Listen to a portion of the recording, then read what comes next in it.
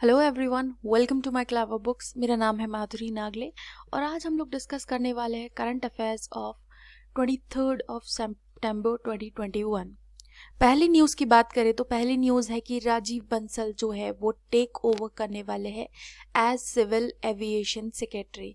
1 अक्टूबर से ये स्टार्ट करने वाले हैं। इनके पहले ठीक है, राजीव बंसल जी जो है वो चार्ज तो ले रहे हैं, लेकिन इनके पहले सिविल एविएशन सेक्रेटरी जो थे वो थे प्रदीप सिंह करोला।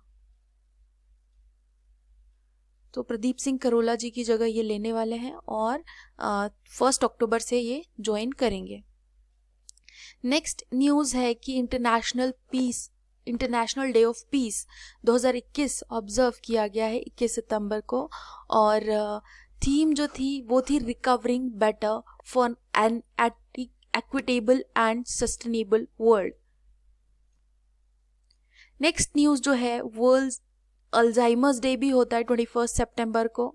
और अल्जाइमर्स जो है बेसिकली ये एक कंडीशन है। अल्जाइमर्स जो है एक कंडीशन है और इसको कई बार भूलने की बीमारी भी कहा जाता है। वर्ल्ड अल्जाइमर्स डे जो है ये एम है ताकि अल्जाइमर के लिए और डायमेंशिया जो है उसके लिए अवेयरनेस फैलाई जा सके। और इस बार थीम की बात करें तो no dementia and no Alzheimer's theme थी अल्जाइमर्स डे की, जो 21 सितंबर को ऑब्जर्व किया गया था।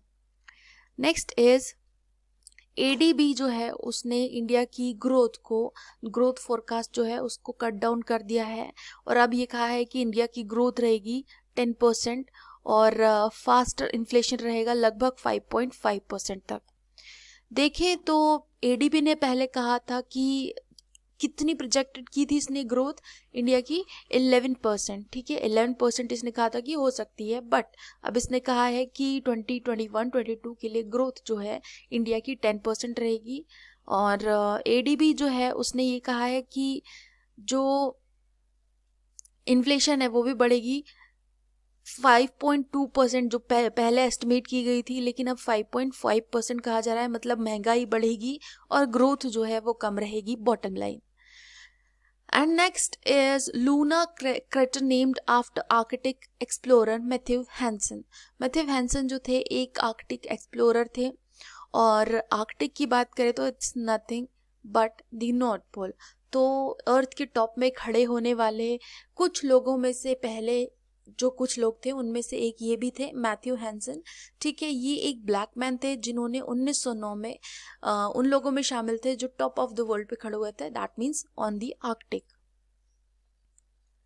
Next is big boost for investor. अब गवर्नमेंट जो है वो national single window system launch करने वाली है। जो पीयूष गोयल जी है उन्होंने कहा है कि सिंगल विंडो सिस्टम जो है वो स्कीम्स को स्ट्रेंथ प्रोवाइड करेगी और सिस्टम जो है उसको सही तरीके से चलाने में मदद करेगी। और जैसे मेक इन इंडिया हो गया या स्टार्टअप हो गया या पीएलआई स्कीम्स जो है उसको स्मूथली चलाने में ये हेल्प करेगी। ठीक है, और ये वन स्टॉप शॉप होगी इन्वेस्टर्स के लिए, अप्रूवल और क्लियरेंस के लिए। नेक्स्ट इज ARAI ने डेवलप किया है charger for electric vehicles. Electric vehicles जो है हम जानते हैं कि न्यू जनरेशन्स ऑफ व्हीकल है और फ्यूचर भी है यही, क्योंकि जो फ्यूल है, जो पेट्रोलियम है या जो भी बायोफ्यूल्स नहीं, जो फॉसिल फ्यूल्स है वो जो है वो लिमिटेड है हम जानते हैं। तो कहीं ना कहीं उसका ऑल्टरनेटिव इलेक्ट्रिकल व्हीकल्स हैं और इनके to promote electric vehicles infrastructure for charging is important, we all know, लेकिन since the mobility charges are imported, तो ये फोकस किया जा रहा है कि इनको इंडिजीनियसली डेवलप किया जाए। कौन है ARAI? Automotive research association of India. तो इन्होंने इंडिजीनियसली डेवलप करने की यहाँ पर बात की है ताकि कॉस्ट जो है वो कहीं ना कहीं रिड्यूस की जा सके।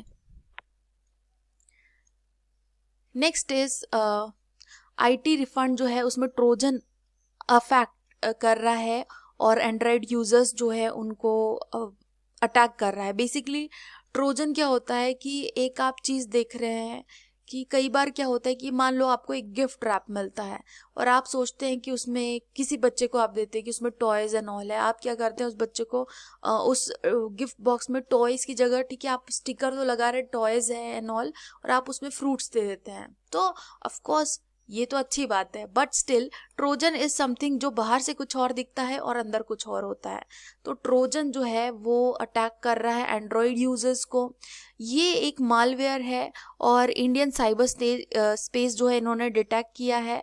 जो एंड्रॉयड फ़ोन यूज़ कर रहे हैं कंट्री में उनको ये अफेक्ट कर रहा है, ठीक है। और लगभग 27 पब्लिक और प्राइवेट सेक्टर बैंक्स जो है उनके कस्टमर्स को अब तक ये अटैक कर चुका है।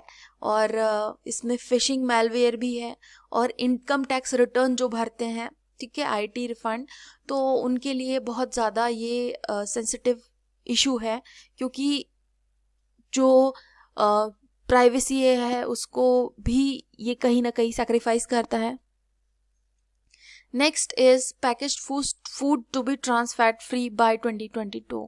ट्रांस फैट क्या होता है? बेसिकली आप जानते हैं कि क्या जानते हैं आप? घी जो है, घी या बटर, ये फैट है, ठीक है। घी और बटर ये क्या है? फैट है। लेकिन आप जानते हैं सोया ऑयल, ये एक ऑयल है।